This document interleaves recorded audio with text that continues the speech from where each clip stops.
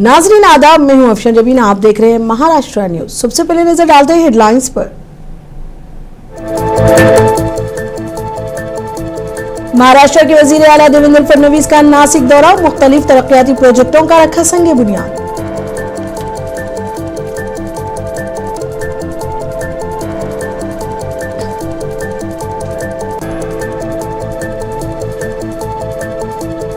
एकनाथ शिंदे ने उद्धव ठाकरे पर बाला साहेब ठाकरे के नजरिए से इनहराफ करने का लगाया इल्जाम।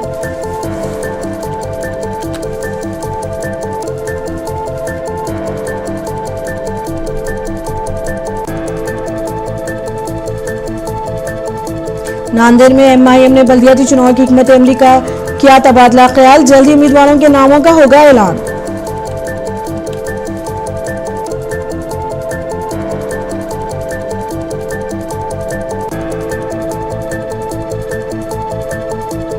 मुंबई क्रिकेट एसोसिएशन के इंतखाब में ए नायक दोबारा सदर मुंतखब, जितेंद्र ओहाद को मिला नायब सदर का ओहदा।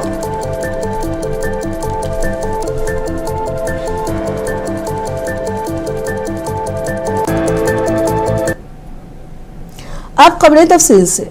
महाराष्ट्र के वजीर आला देवेंद्र फडणवीस ने नासिक का दौरा किया, जहां वजीर आला ने मुख्तलिफ तरक्याती प्रोजेक्टों का संग बुनियाद रखा। इस दौरान मुनक्किदा एक तकरीब से खिताब करते हुए देवेंद्र फडणवीस ने हुकूमत की हौसलाइयों का तस्करा किया। इस तकरीब के मौके पर कई रियासती वज़रा और दीगर सीनियर ओहदेदारान मौजूद थे।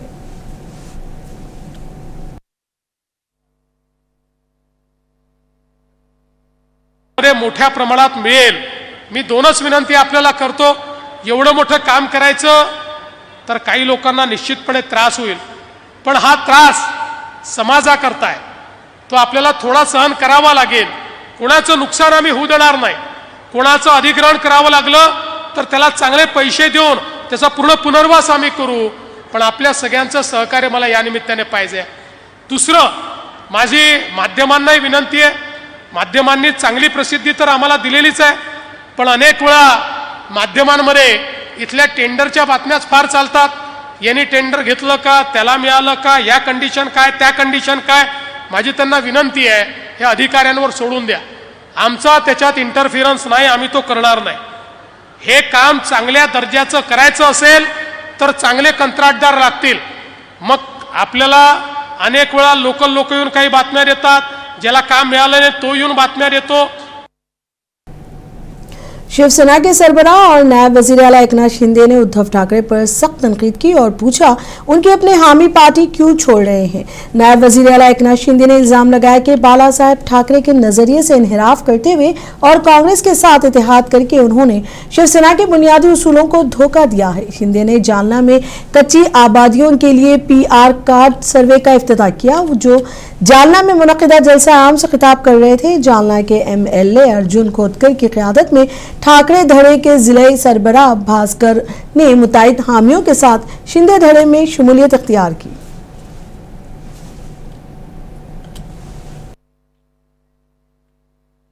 देशाने पाहिला, राज्याने पाहिला, जगातल्या 32 देशाने पाहिला हा उठाव या महाराष्ट्राच्या जनतेच्या हितासाठी आम्ही केला।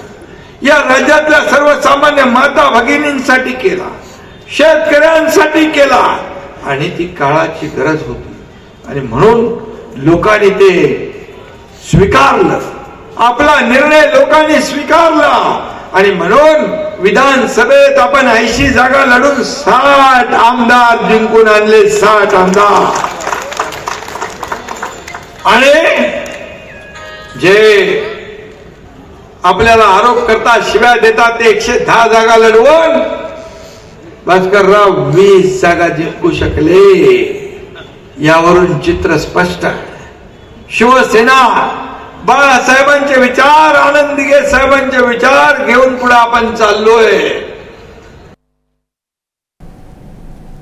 महाराष्ट्र के नायब वजीर आला एकनाथ शिंदे का प्रभनी का दौरा अख्तिताम पजीर हुआ।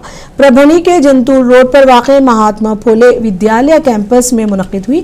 उद्धव ठाकरे ने कुछ दिन पहले मराठवाड़ा का दौरा किया था और हुकूमत पर धोखाधड़ी का इल्जाम लगाया था और वोटिंग पर पाबंदी लगाने की अपील की थी। इसके बाद आज एकनाथ शिंदे ने मराठवाड़ा का दौरा किया और ठाकरे के इल्जामात की सख्त तनकीद की। प्रभनी में शिवसेना की एक रैली मुनक़िद हुई, जहां एकनाथ शिंदे ने ठाकरे के बारे में कहा कि वो किसानों को बिस्किट के पैकेट देने के बाद चले गए।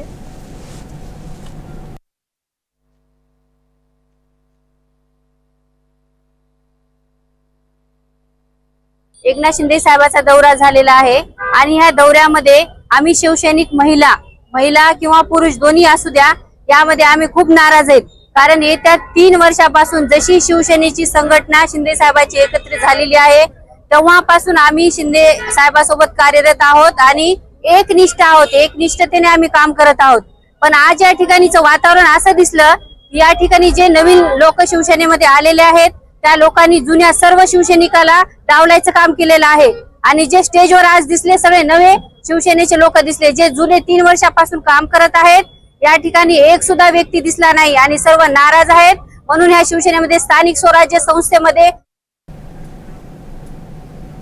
महाराष्ट्र के मुख्तलिफ अजला में होने जा रहे नगर परिषद इंतखाबात के पेश नज़र ऑल इंडिया मजलिस इत्तेहादुल मुस्लिमीन ने भी पूरी तैयारी के साथ मैदान में उतरने का ऐलान कर दिया है। नांदेड़ में मजलिस के साबिक रियासती सदर सैयद मोइन के राब्ता दफ्तर में आज मंगोली, उस्मानाबाद, लातूर और नांदेड़ जिले के मुख्तलिफ तालुकों से ताल्लुक रखने वाले ख्वाहिशमंद उम्मीदवारों की बड़ी तादाद ने शिरकत की। पार्टी के रियासती जनरल सेक्रेटरी सैयद समीर साजिद, साबिक रियासती सदर सैयद मोइन और मराठवाड़ा सैयद फेरोज खान लाला, जिला सदर मिर्जा अमजद बेग ने तमाम ख्वाहिशमंद उम्मीदवारों से फर्दन मुलाकात की और उनकी इंतखाबी तैयारियों का जायजा लिया और जमीनी सूरत हाल पर तबादला ख्याल किया। पार्टी की जानिब से बताया गया कि जल्द ही मौजूद उम्मीदवारों के नाम हतमी किए जाएंगे और उन्हें पार्टी के एपी फॉर्म जारी किए जाएंगे। मजलिस कायदीन ने मीडिया से गुफ्तगू करते हुए कहा कि गुज़िश्ता नांदेड़ म्युनिसिपल कॉरपोरेशन इंतखाबात में 13 कारपोरेट मुंतखब होकर आए थे, जिसकी वजह मजलिस का जय मीम जय भीम का नारा और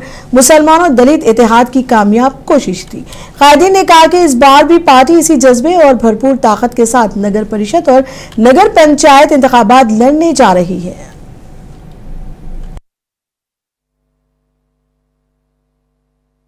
सर, पिछले 3 दिन से लगातार पूरे महाराष्ट्र के अलग अलग ज़िलों के इंटरव्यूज़ हम लोग ऑर्गेनाइज कर रहे हैं। 2 दिन पहले अकोला, अमरावती, वाशिम, यवतमाल के भी इंटरव्यूज़ कारंजा के अंदर हुए हैं। कल औरंगाबाद में दारुसलाम औरंगाबाद के ऊपर कुछ ज़िलों के हम लोगों ने इंटरव्यूज़ किए हैं। आज नांदेड़ डिस्ट्रिक्ट के साथ साथ लातूर, उस्मानाबाद, हिंगोली और परभनी डिस्ट्रिक्ट के इंटरव्यूज़ भी हमारे फिरोज लाला साहब और सैयद मोइन साहब के दफ्तर के ऊपर ऑर्गेनाइज किए गए हैं।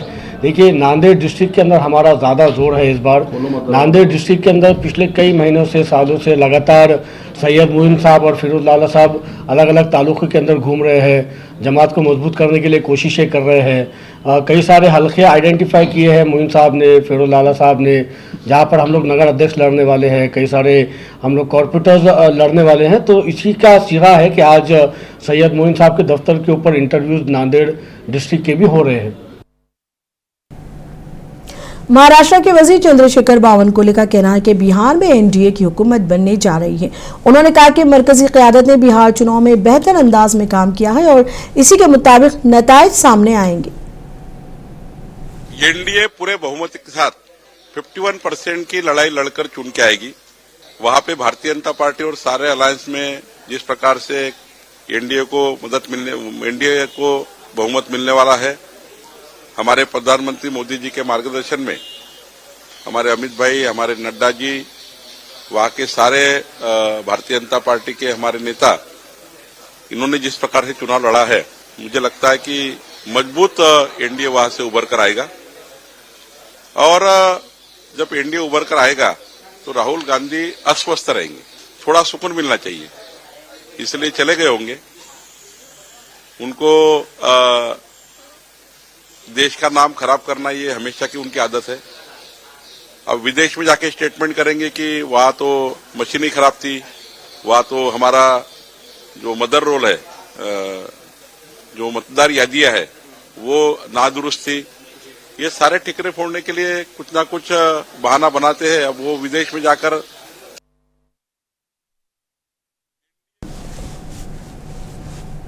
दिल्ली धमाके केस पर महाराष्ट्र के वजीर संजय शिरसाट का कहना है कि इस वाक़े पर कांग्रेस के बयानात मुल्क के हक में नहीं है। जानों के जिया को संजीदगी से लेना चाहिए। इस मामले को इलेक्शन से नहीं जोड़ा जा सकता। कांग्रेस की जो बयानबाजी है वो देश के हित में नहीं है। ब्लास्ट होना, किसी की जान जाना, इसको सीरियसली लेना चाहिए। हर चीज को इलेक्शन से जोड़ना ठीक नहीं है। पाकिस्तान को आज क्या डर लग रहा है कि भारत हमला करेगा जरूर और करना भी चाहिए। वजह एक है कि ये जो अतिरेकी है ये सिर्फ दिल्ली तक नहीं है तो पूरे देश भर में फैल चुके हैं। हमारा शहर जो है संभाजीनगर, महाराष्ट्र में एक तो मुंबई, एक संभाजीनगर, ये उनके टारगेट पॉइंट है।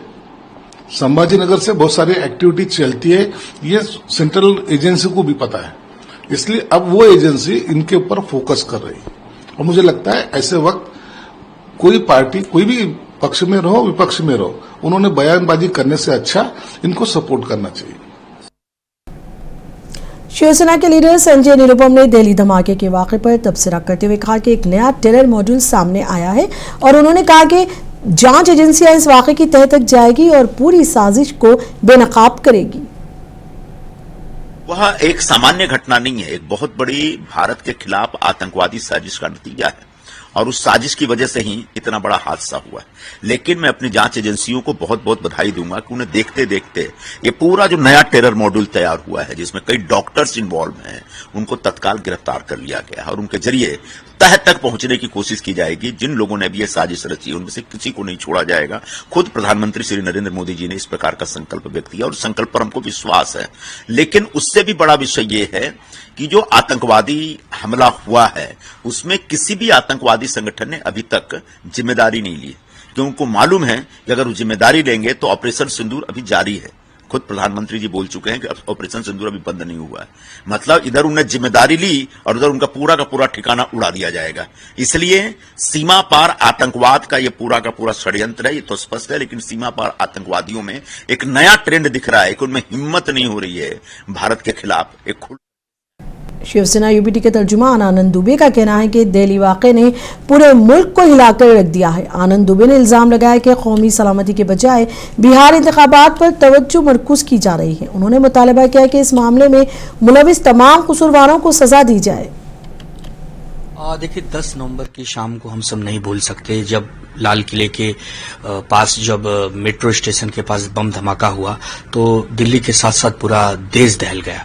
और ये जो आतंकवादी हैं ये इनके मंसूबे कम होने का नाम नहीं ले रहे। प्रधानमंत्री जी ने कहा था कि ऑपरेशन सिंदूर अभी जारी है, अब खून और पानी साफ नहीं बहेगा, तो एक उम्मीद जगी कि कम से कम अब खून तो नहीं बहेगा हमारे लोगों का।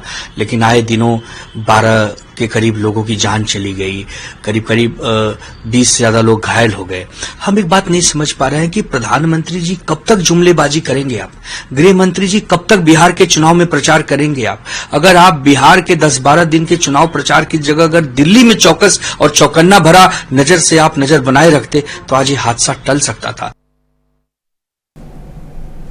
अमरावती में बैनर तनाज़े पर कांग्रेस के लीडर विजय वेडिटेवार ने शदीद रद्द-ए-अमल का इजहार किया है। विजय वेडिटेवार ने बरवक्त कार्रवाई न करने पर पुलिस को भी तनकीद का निशाना बनाया। ये बैनर लगा तब पुलिस क्या कर रही थी? क्या इंतजार कर रही थी? भाजपा को बुला के फोन कर रही थी कि आओ भाजपा वालों देखो बैनर, ऐसा बैनर लगाएं, फिर आप चिल्लाओ, लोगों को बताओ कि मुस्लिम कैसे कर रहे, ये बताना चाहती है। पुलिस क्या कर रही थी भाई? जब ये बैनर लगा था तो जाके तुरंत निकाल देना चाहिए था अगर कुछ गलत लिखा है तो। और इसका बवाल होने तक पुलिस सोई रही और बवाल करना चाहती है। उसमें पुलिस भी शामिल है ये हिंदू मुस्लिम करने में और आपस में लड़ाने में। जो भाजपा की मंशा है उसको पूरा करने के लिए और आपस में लड़ाकर वोट बटोरने के लिए इनकी जो चाल है उसमें पुलिस साथ दे रही है, ऐसा इसका अर्थ निकलता है। ये तुरंत जो भी है कार्रवाई होनी चाहिए थी, कार्रवाई करनी चाहिए थी, पुलिस ने तुरंत एक्शन लेनी चाहिए और इस तरह का कोई भी गड़बड़ वाला मामला आगे नहीं होना चाहिए। मुंबई क्रिकेट एसोसिएशन के इंतखाबात में ए नायक दोबारा सदर मुंतखब हो गए हैं। वो मुसलसिल दूसरी मुद्दत के लिए बिला मुकाबला मुंतखब हुए क्योंकि इनके पैनल के अरकान ने 16 में से 12 पोजीशनें हासिल की। नताइज के बाद नायक ने कहा कि वो बुनियादी ढांचे की सहूलियात को बेहतर बनाने और मुल्क की नुमाइंदगी करने के लिए मजीद खिलाड़ियों को तैयार करने के लिए काम करेंगे। उन्होंने कहा कि हमें अच्छा इंफ्रास्ट्रक्चर फराहम करना है। हम चाहते हैं कि मुंबई के मजीद खिलाड़ी हिंदुस्तान के लिए खेले।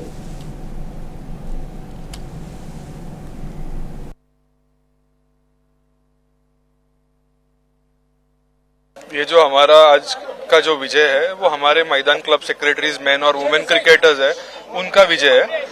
तो इसे मैं कहूंगा नहीं कि ये कोई गट का विजय है, ये हमारे क्रिकेट और क्रिकेटर्स का विजय है। जो अच्छा काम करता है उसके अगेंस्ट लोग तो होते ही है, और अगर आपका अप्रोच अच्छा होगा, आपका थिंकिंग अच्छा हुआ, आपका पॉजिटिव नोट पे आप काम करोगे तो ये सब हर्डल्स बहुत इजी हो जाती है। क्रिकेट का सामान्य कार्यकर्ता हूँ तो मैं काम करते रहता हूँ।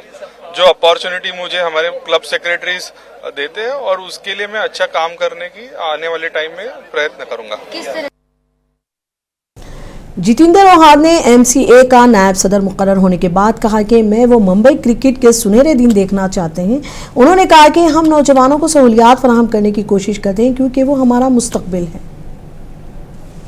I am very happy that after spending 30 years in MCA I got a chance because of Mr. Pawar and I was elected. I would like to bring to your knowledge the ground on which Wankhede Stadium stands. This ground was allotted and proposed by Mr. Wankhede, under whose name is given to the man who was the sports minister at that juncture was Sharat Chandra Govindarao Pawar. The opportunities come, you have to do the work. Like I am trying to build a cricket academy in Thana. I have got 5 acres land already in our possession, in possession of MCA. Then we run a cricket academy where 350 boys play every day. So we try to give all possible facilities to the youngsters because they are the future of Mumbai cricket. Mumbai cricket association के secretary मुंतखब होने पर उन्मेश ने कहा कि हम नौजवानों के लिए मुंबई में सैटेलाइट एकेडमी खोलेंगे। उन्होंने कहा कि जो भी जिम्मेदारी मिली है वो इसी बेहतर तरीके से निभाएंगे। It's always a good feeling to win in an MCA election because it is a very proud feeling because Mumbai Cricket Association is a very big association. It's a dream for any person to come and watch a match in a Wankhede Stadium, but to come and be an administrator in a Mumbai Cricket Association, it's a dream for everyone. So with the grace of all God and with all our members, representatives in this election, I won the election and I'm there as a secretary, so it's a proud moment for me. Congress party ने दिल्ली धमाके पर all party meeting तलब करने की मांग की है। Congress leader पवन खेरा ने कहा कि हमारी पार्टी ने वजीर आजम से दरख्वास्त की है कि वो एक ऑल पार्टी मीटिंग बुलाएं और पार्लियामेंट का सरमाई इजलास जल्द शुरू करें। इसलिए हमारी ये मांग है कि प्रधानमंत्री अपनी अध्यक्षता में एक सर्वदलीय बैठक बुलाए, ऑल पार्टी मीटिंग बुलाएं। हमने यह भी मांग की है कि जो संसद का सत्र होने वाला है उसको थोड़ा एडवांस कर दें, प्रीपोन कर दें, थोड़ा जल्दी इसको बुलाएं, क्योंकि ये एक गंभीर चुनौती है देश के सामने। हमें नहीं लगता, हमें मालूम नहीं कि सरकार इसको कितना गंभीरता से ले रही है। कोई इसके सबूत तो नहीं मिल रहे कि सरकार इसको बहुत गंभीरता से ले रही है। भूटान तो नहीं जाते प्रधानमंत्री अगर बहुत गंभीरता से ले रहे होते। ये हैरानी की बात है, ये बड़ा परेशान करने वाली बात है। हम सरकार के साथ खड़े हैं, बनिस्बत सरकार एक स्टैंड ले, सरकार खड़ी हुई दिखे, सरकार कुछ करती हुई दिखे। इसलिए हमारी ये मांग है कि आप ऑल पार्टी मीटिंग बुलाइए, आप संसद के सत्र को थोड़ा जल्दी कराइए और ऑपरेशन सिंदूर के दौरान पहलगाम के बाद प्रधानमंत्री ने कहा था, सरकार ने कहा था कि एक न्यू नॉर्मल डॉक्ट्रिन है। वो डॉक्ट्रिन आपको याद होगा कि कोई भी आतंकी हमला उसको हम एक्ट ऑफ वॉर मानेंगे। आम आदमी पार्टी के रुकने पार्लियामेंट संजय सिंह का कहना है कि बिहार में वोट चोरी का असर जरूर पड़ेगा। उन्होंने इल्जाम लगाया कि बिहार में 80 लाख वोट चोरी हुए हैं। अभी तो प्रतीक्षा करनी पड़ेगी 14 तारीख के परिणाम की, लेकिन एक बात मैं स्पष्ट तौर पे पहले दिन से कह रहा हूं कि जो वोट चोरी हुई है उसका बहुत ही व्यापक असर इस चुनाव पे पड़ेगा और इससे इनकार नहीं किया जा सकता कि 80 लाख वोट बिहार में चोरी हुए हैं। 80 लाख मतदाता वोट देने से वंचित हुए हैं। 8 करोड़ 22 लाख की आबादी है 18 साल के ऊपर के लोगों की, और मात्र 7 करोड़ 42 लाख लोग मतदाता सूची में दर्ज हैं। और हमने देखा कि चुनाव के पहले किस तरीके से मरे हुए लोगों का साइन करके फॉर्म जमा किए जा रहे थे। जिंदा लोग जो आए नहीं उनके साइन करके फॉर्म जमा किया जा रहा था। तो इस तरह से घोटाला सामने आया है और इसमें अज्ञानेश कुमार जी और प्रधानमंत्री नरेंद्र मोदी, पूरी बीजेपी शामिल है। छत्तीसगढ़ के बीजापुर में सिक्योरिटी फोर्सेस की कार्रवाई में 6 नक्सली मारे गए हैं। आईजीपी सुंदर राज ने इस एनकाउंटर की तफसीलात से मीडिया को वाकिफ कराया और कहा कि एनकाउंटर के मुकाम से भारी मिकदार में असलहा भी बरामद किया गया है।